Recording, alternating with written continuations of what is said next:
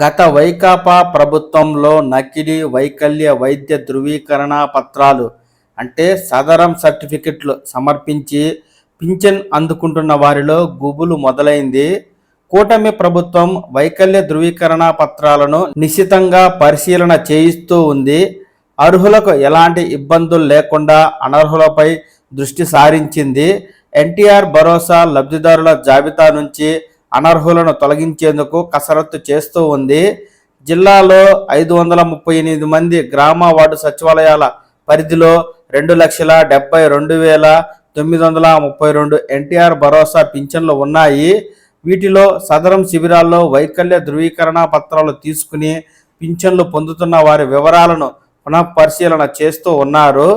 మంచంపై కదల్లేని స్థితిలో ఉన్నవారికి 15,000 పింఛన్ కూటమి ప్రభుత్వం అందిస్తూ ఉంది. చాలామంది అర్హత లేకపోయినా 15,000 పింఛన్ జాబితాలో ఉన్నట్లు గుర్తించారు.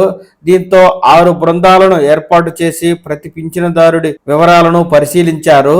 వారి వద్ద ఉన్న వైకల్య ధృవపత్రాలతో నిజంగానే మంచంపై కదల్లేని స్థితిలో ఉన్నారా లేదా అనే విషయాన్ని తెలుసుకున్నారు. జిల్లాలో 1035 మంది వద్దకు అధికారుల బృందాలు వెళ్లి సమగ్ర వివరాలు సేకరించాయి. జిల్లాలో ఎముకలు కీళ్ళ సమస్యలతో 21,466 మంది, కంటికి సంబంధించి 3,359 మంది, చెవి గొంతు ముక్కు బాధితులు 4,111 మంది, మానసిక వైకల్యం 3,707 మంది, మానసిక దివ్యాంగులు 611 మంది, మల్టిపుల్ డిజబిలిటీతో 2,135 మంది పింఛన్ అందుకుంటున్నారు. వారందరి ధృవీకరణ పత్రాలను పునఃపరిశీలన చేస్తూ ఉన్నారు. ఎముకలు కీళ్ళ సమస్యలు పింఛనుదారుల పునఃపరిశీలన నరసరావుపేట, సత్తెనపల్లి, గురజాల, చిలకలూరిపేట, వినుకొండ ఆసుపత్రుల్లో చేపడుతున్నారు. బుధ, గురు, శుక్రవారాల్లో శిబిరాలు ఏర్పాటు చేసి వైద్య నిపుణులు పరిశీలన చేస్తున్నారు.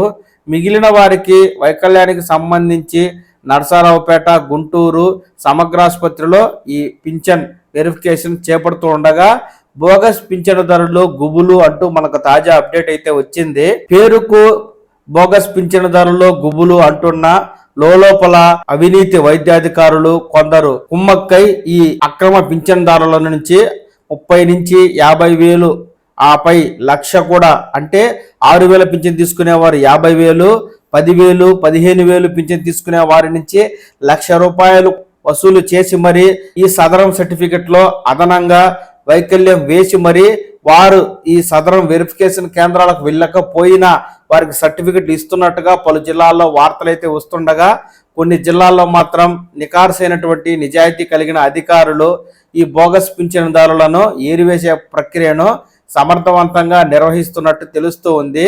దీనికి సంబంధించి మనకు సత్తెనపల్లె తాజా అప్డేట్ అయితే వచ్చింది.